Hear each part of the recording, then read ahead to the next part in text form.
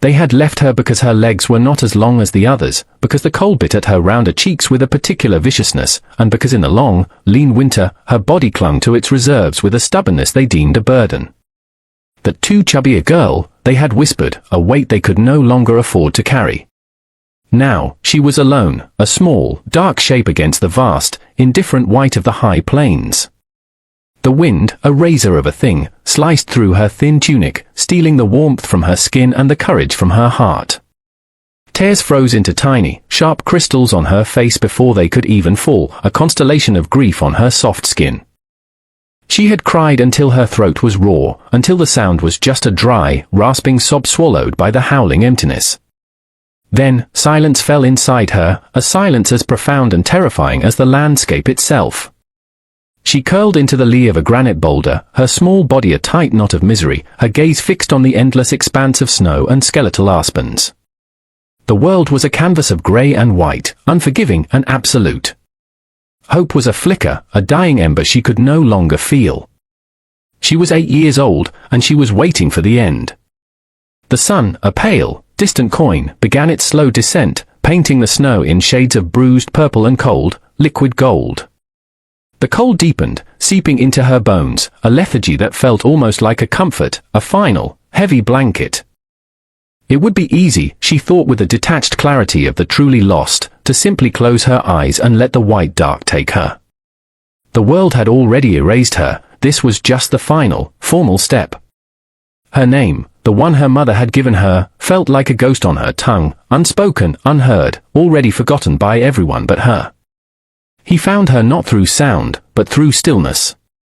Silas was a man who moved through the world by reading its subtle grammar, the snap of a twig, the disturbed pattern of frost on a log, the unnatural quiet that signaled a predator or its prey. He was tracking a bull elk, its heavy prints a clear story in the day-old snow, when he saw her. A smudge of brown and grey against the rock, so still he almost dismissed it as a shadow. But shadows didn't have the soft curve of a shoulder, nor did they wear the fine powder of fresh snow on their hair. He stilled, his hand resting on the smooth stock of the rifle slung over his shoulder. A child. Alone. His mind, a cold and practical machine honed by years of solitude, immediately listed the liabilities. A mouth to feed. A vulnerability. A magnet for the kind of trouble that stalked these broken lands. He had his own ghosts, he had no room for another. He should have turned, melted back into the trees, and left this small, sad piece of evidence for the coyotes. It was the law of this new, hard world. You carry your own weight, or you are left behind. He had seen it happen a dozen times. Yet, he could not move. Something in the huddled shape reminded him of a different darkness, a small grave on a windswept hill next to a larger one. A memory, sharp and unwelcome as a shard of glass in the heart. He lowered his rifle slowly, the movement deliberate, meant to make no sound. He approached with the caution of a man approaching a wounded animal, his boots sinking softly into the snow. He saw the tracks leading away from her, the frantic, deep prints of many adults, and hers, smaller, struggling to keep up, then stopping. They had not even looked back. A quiet, cold rage settled in his gut. He knelt a few feet away, the motion fluid. He unhooked the water skin from his belt, then reached into his satchel and pulled out a strip of dried venison, dark and hard as wood. He said nothing, simply set them on the snow between them. An offering without promise, a question without words. The girl, Ilara, did not flinch. Her eyes, wide and dark in her pale, round face, lifted from the snow and fixed on him. They were not the eyes of a child. They held the ancient, weary knowledge of betrayal. For a long moment, she just stared, her small chest barely rising and falling. She watched his hands, calloused and scarred, resting on his knees. She watched his face, weathered as an old stone, his beard streaked with grey, his eyes the colour of a winter sky. He made no move to come closer. He simply waited, a statue of patience. The silence stretched, broken only by the sighing of the wind through the pines. Slowly, as if lifting a great weight, she reached out a hand. Her fingers, chapped and blue with cold, trembled as they closed around the jerky. She did not snatch it. She drew it back to her chest, holding it like a precious, fragile thing. Then, with the same deliberate slowness, she picked up the water skin. She drank, long and deep, the water spilling down her chin. Silas watched, his expression unreadable. He saw the flicker of life return to her eyes, the barest hint of color touch her lips. When she was done, she looked at the jerky, then back at him. It was a test. He gave a single, almost imperceptible nod. Permission granted. She bit into the tough meat, her small teeth working at it with a desperate, single-minded focus. He rose to his feet. His work here, the small, inexplicable penance he had paid to his own ghosts, was done. He turned and began to walk away, back towards the elk tracks, back towards the solitude that was his shield. He did not look back. He took 10 steps, then 20. The crunch of his boots was the only sound. Then, he heard it. A different crunch. Softer, lighter, hesitant. He stopped, but did not turn. He listened. Crunch. Pause. Crunch. She was following him. A small, silent shadow matching his steps in the twilight, a question he had not asked and now had to answer. He sighed, a plume of white vapor in the frigid air, and kept walking. Their first days were a lesson in silence. Silas did not speak, and Ilara did not seem capable of it.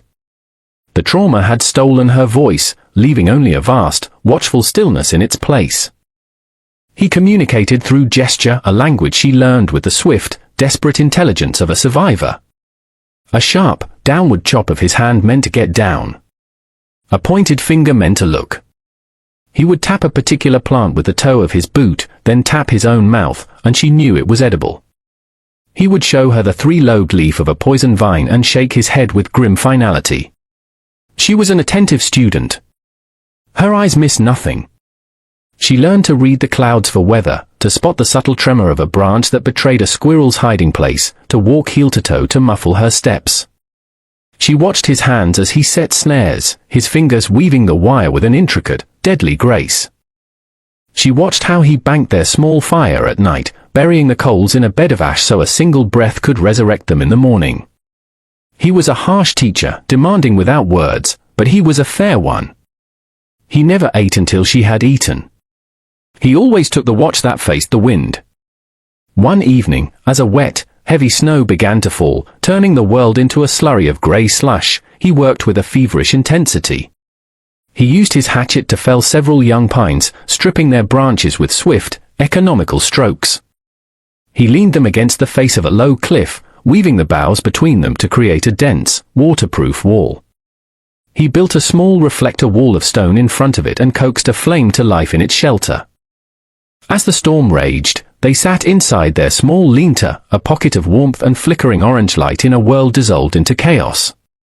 The heat from the stones warmed her frozen feet. He took off his own heavy wool cloak, the one that smelled of pine smoke and leather in him, and wrapped it around her shoulders. It engulfed her small frame, heavy and secure. She looked up at him, and for the first time since he'd found her, her expression was not one of fear or watchfulness, but of something fragile and new. Trust. She leaned her head against the rough bark of the shelter wall and, for the first time in days, slept a deep and dreamless sleep. They traveled south for a week, moving through the skeletal forests and across frozen riverbeds. The land was empty, scoured clean by the harsh season. One afternoon, cresting a low ridge, Silas stopped dead. Below them, tucked into a fold of the hills and nearly invisible against the snow-dusted pines, a thin curl of smoke rose from a stone chimney. A cabin. Solitude had taught him that smoke was rarely a sign of welcome. It was a warning, a claim staked against the wilderness. He scanned the area for a long time, his eyes narrowed. No tracks around the perimeter, save for those of a single person and a snowshoe hare. The place was isolated, deliberate. He looked down at Ilara. Her face was thinner now, but her eyes were clear. The journey was wearing on her. They needed a day of rest, a real meal, a roof that wasn't woven from pine boughs. It was a risk, but perhaps a necessary one. He motioned for her to stay put, to sink down behind a snow-laden juniper bush. He unslung his rifle, holding it loosely in one hand, and started down the slope.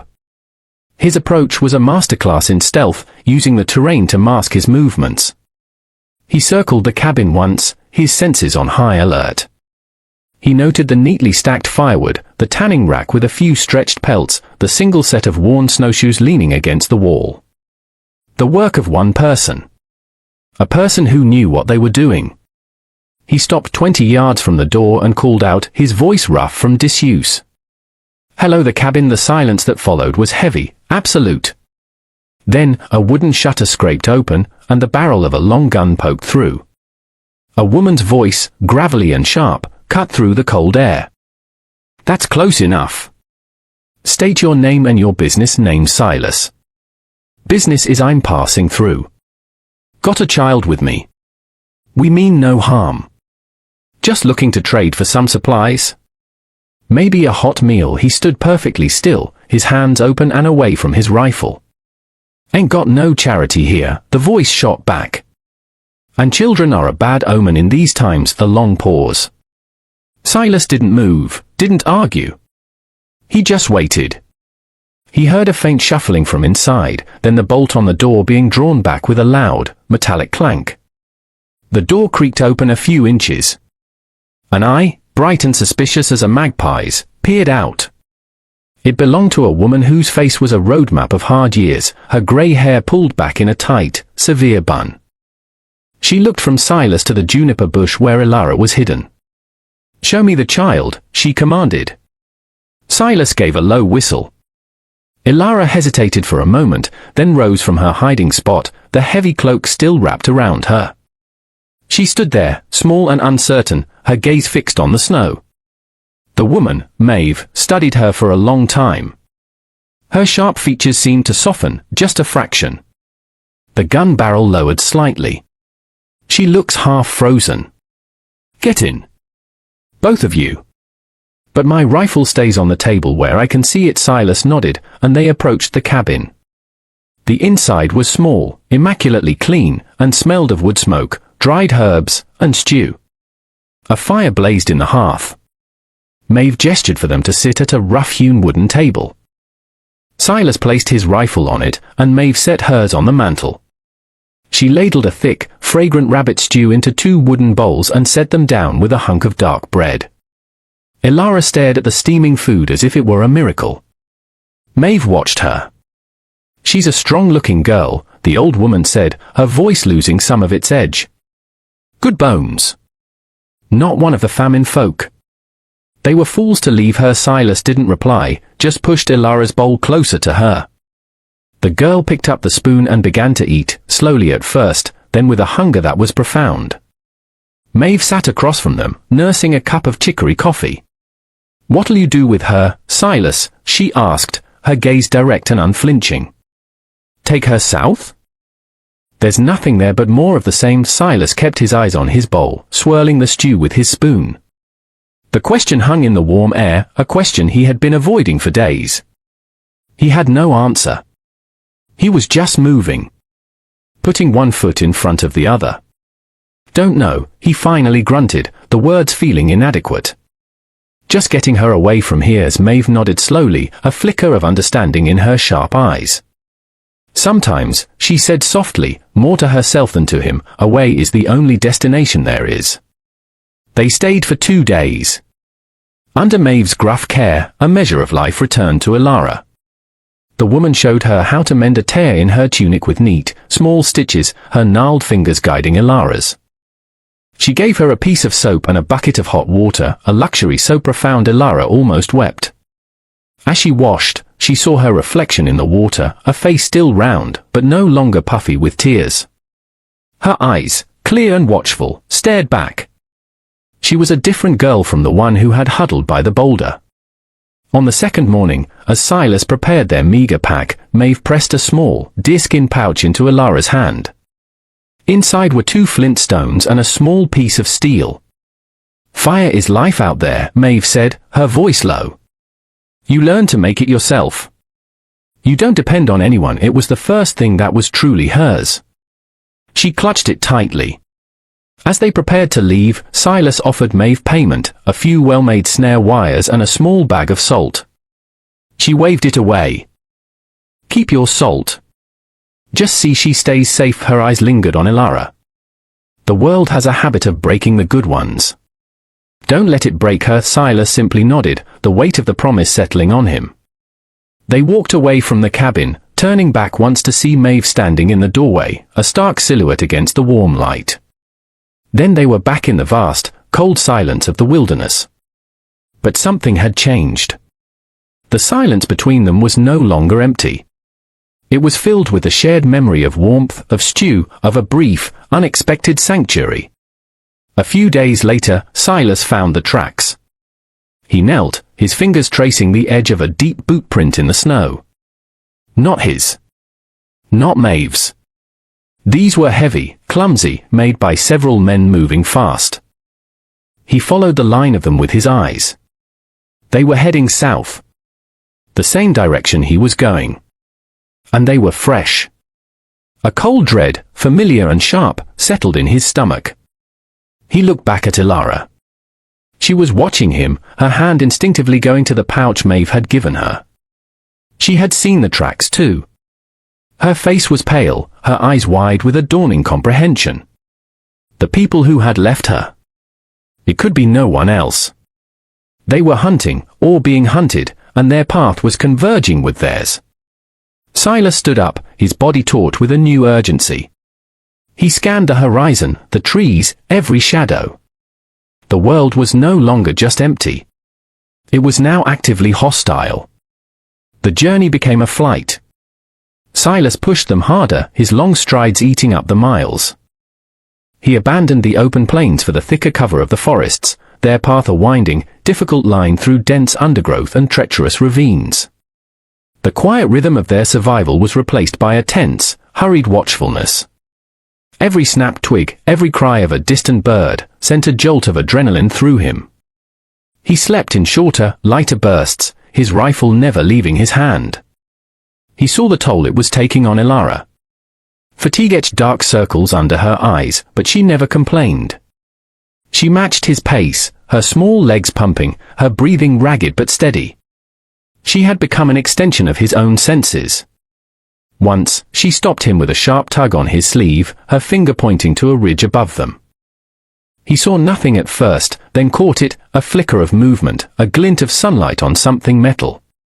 They dropped into a thicket of firs, their bodies pressed flat against the frozen ground, and waited, hearts pounding in unison, until the danger had passed. Her resilience astounded him. The soft girl left to die was gone, forged into something hard and keen by the wilderness. The memory of his own daughter, fragile as a spring blossom, rose unbidden in his mind. He had failed to protect her from the sickness that swept their settlement. The guilt was a constant, dull ache. Now, this new child, this foundling, was depending on him, and the thought of failing again was a terror far greater than any pursuer. One night, huddled by a smokeless fire in the hollow of a fallen sequoia, he felt her stir. He opened his eyes to find her watching him, her expression unreadable in the faint, flickering light. She reached out and touched the jagged scar on his forearm, a long-ago gift from a cornered wolf. Her touch was gentle, questioning. He didn't pull away. In that small, silent gesture, 1,000 words were spoken. She was seeing him, not just as a protector, but as a person, scarred and fallible. He was seeing her, not as a burden, but as a partner. The bond between them, forged in silence and hardship, solidified into something unbreakable. He knew of a place, a ghost of a memory from his youth. A hidden valley, walled in by sheer granite cliffs, accessible only by a single, treacherous pass. A place to make a stand, or better yet, a home. The thought, unbidden, surprised him with its intensity. Home. It was a word he hadn't allowed himself to think for a very long time. The urgency to reach it became an obsession. The tracks of the men grew fresher. They were closing the distance. Silas could feel them, a pressure on his back, a prickling of the hairs on his neck. They were being hunted. He didn't know if the men sought retribution, or if they had simply circled back for the girl they'd discarded, perhaps realizing in their desperation that even a child was a resource to be bartered or consumed. The why didn't matter. The only thing that mattered was the valley. They traveled through the night, guided by the cold light of the stars. The pass was a narrow, icy slit in the rock, a place where the wind shrieked and the footing was slick with verglars. He tied a rope around her waist, anchoring her to him. "Don't look down," he murmured, the first unnecessary words he had spoken to her in weeks. He felt her small hand grip the back of his coat, a knot of fierce trust. They emerged from the pass as the sun was rising, casting long, golden fingers of light across their destination. It was just as he remembered. A bowl of sheltered land, a creek running through its center like a silver ribbon, stands of old-growth pine promising shelter and fuel. It was a sanctuary. Safety. They were halfway down the slope when a voice echoed from the pass behind them. "Stop!" Silas froze, turning slowly. Two men stood silhouetted against the rising sun. They were gaunt, their faces hollowed out by hunger and desperation, their clothes little more than rags. He recognized them from the fleeting glimpse on the ridge. He pushed Ilara behind him, his hand going to his rifle. "We don't want no trouble," one of the men called out, his voice a hoarse croak. "We just want the girl." The man took a hesitant step forward, his hands held out in a gesture of placation. "Ilara," he said, using the name she had not heard since the day she was left behind. The sound of it made her flinch. "Your kin sent us. They made a mistake. They want you back." Silas remained motionless, a granite statue of defiance. He could end this. 2 shots. The men were weak, starving. It would be easy. But he looked at the man's eyes and saw not malice, but a desperate, pathetic hunger. They weren't monsters. They were just broken men, following the orders of other broken people. The second man, younger and more agitated, pointed a trembling finger. "She belongs with us. We have a claim." Silas's grip tightened on his rifle. The world narrowed to the space between them, the cold air thick with unspoken violence. It was in this moment, this terrible, fragile pause between what was and what would be, that Ilara moved. She stepped out from behind Silas's legs. She stood beside him, not behind him. Her small face was set, her eyes clear and steady. She looked at the men who had been her people, at their ragged clothes and their desperate faces, and she saw them for what they were, ghosts from a life that was no longer hers. She had been their burden. Now they wanted her back, not out of love, but out of need. The first man softened his voice, trying to coax her. "Ilara, come now. It's us." She took a deep breath, the cold air filling her lungs. She opened her mouth, and a voice, small but clear as a bell, cut through the mountain silence. No, it was a single word, but it held the weight of 1,000 miles walked, of countless silent lessons, of a cloak shared in a storm. It was the sound of a choice being made. It was the sound of a shattered girl becoming whole. The men stared, stunned into silence. They had come for a lost, weeping child. They found this. This small, immovable object, standing beside a man who looked like he was carved from the mountain itself. They saw the bond between them, a thing more real and more powerful than their empty claims of kinship. The younger man swore under his breath, but the older one simply sagged, the last of his desperate hope draining away. He gave a slow, defeated nod, turned, and shuffled back towards the pass, his partner following behind. They were beaten, not by a bullet, but by a word. By a choice. Silas watched them go, then looked down at Ilara.